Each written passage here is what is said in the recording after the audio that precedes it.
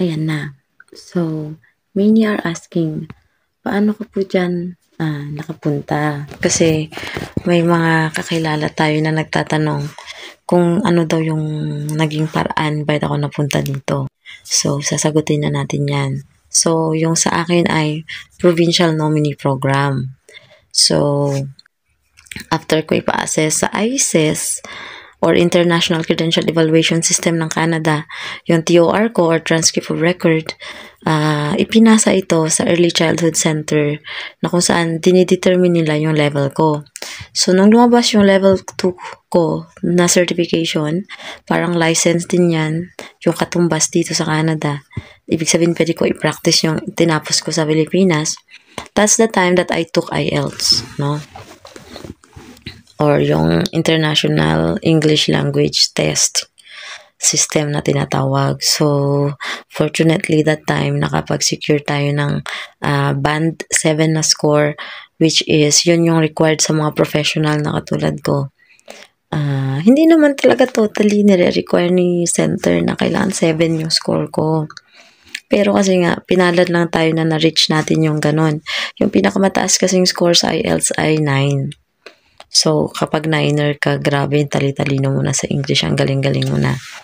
And then, after nun, meron akong level.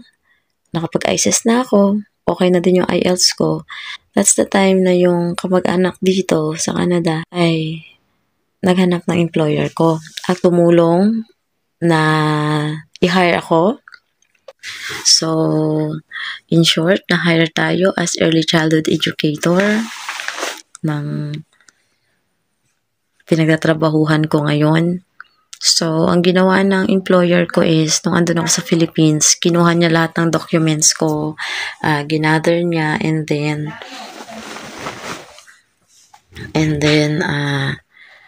dinominate niya ako, no? So, doon nag-start yung Yukon Nominee Program application sa tulong ng aking amo. So, ninominate niya ako dito sa province ng Yukon Territory. So, madami kaming ipinasang mga documents ay dun sa ICES ko, sa level ko, sa IELTS ko. So, maraming documents na hiningi sa akin. So, syempre kasama na dun yung aking mga COE, yung mga pinanotaryo ko pa sa Pilipinas na hindi ko na ilalaborate kasi sobrang dami talaga.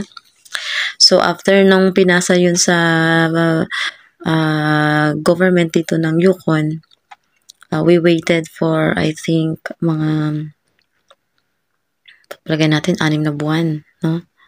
And then, after that, na-approve na siya. Pero honestly, guys, hindi ito madali ang proseso. Kasi, ang tagal ng YNP ko bago dumating yung approval letter. So, nung dumating na yung approval letter from the government dito, yun na yung time na nag-start na akong mag-process din ng aking GC key. So, hindi dahil na-approve na yung YNP ko, pwede na ako makaalis. Hindi. So, nag-create pa ako ng aking GC key portal. Tapos, doon inayos, pinasa lahat ng mga documents galing sa YNP. And then, nag-upload pa ako ng mga additional documents para sa aking work permit application and visa, of course. Doon lahat ipinasa, in-upload ko sa portal na yon. And then, I've waited for a few days. Pag okay lahat ng documents na in-upload mo doon sa portal mo, makaka-receive ka ng biometrics, no?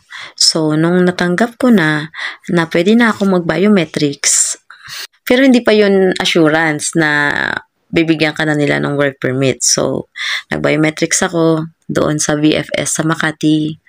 And then, after biometrics, nag-medical ako doon sa IOM, doon din mismo sa Makati. Magkasunod yung araw na yun. So, I've waited for 2 weeks after ng biometrics and medical. Doon madidetermine kung okay siya. Pag okay siya, makaka-receive ka ng passport request. So, mabait si Lord. Okay naman yung ating mga papers.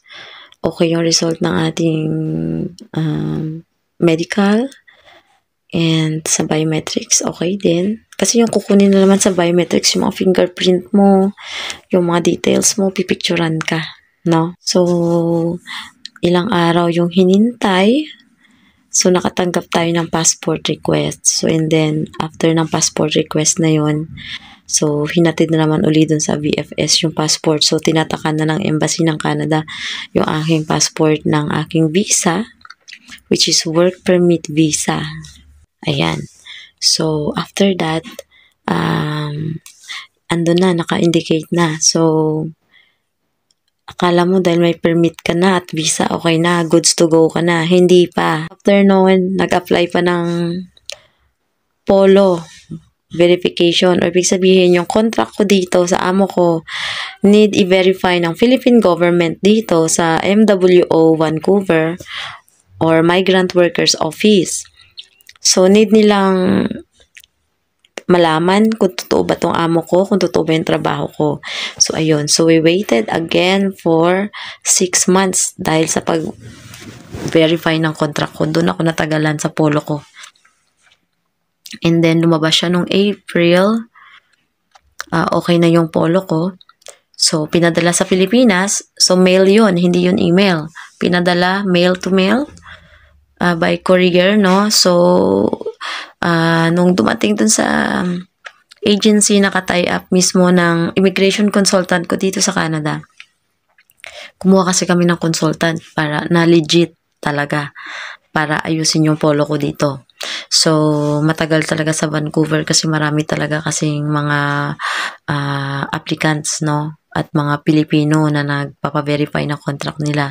So, yung akin ay 6 na buwan inabot. So, after that, pagdating doon nung May 16, ayan. So, May 19, may OEC na ako.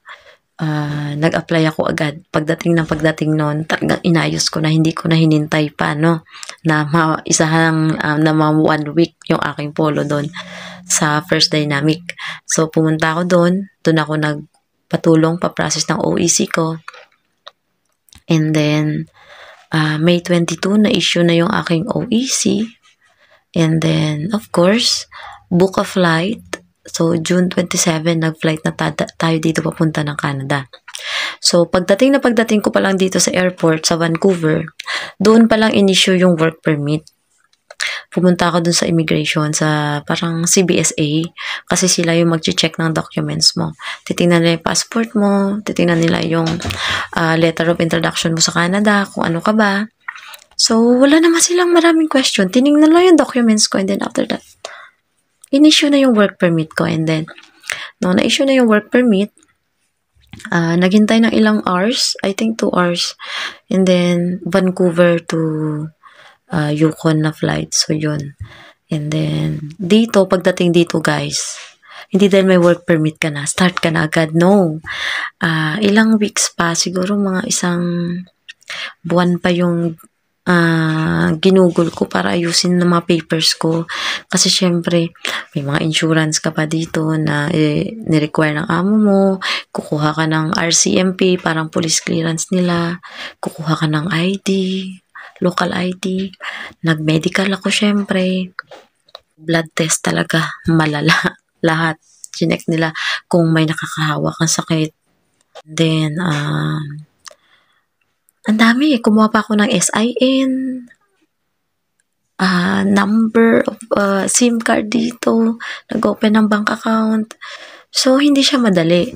Hindi ka talaga agad-agad makapag-umpisa. So, para sa atin din dyan, na pagdating mo, kailangan mo mag-secure ng NBI mo, pag-ibig number dito, ang dami din. May mga SIN kami. Ganyan. So, hanggang sa na-complete na lahat ng documents, doon na ako nakapag-start sa amo ko. And then, after nung nakuha ko yung contract ko na updated sa amo ko, doon na ako nakapag-apply for health card. So, ang aking health card ay sa October pa mag-arrive. So, sabi ko sa inyo guys, puro papel. So, kung may pangarap kayo, pumunta dito, huwag kayong mag-give up. Kahit mahirap, kumpara sa inyong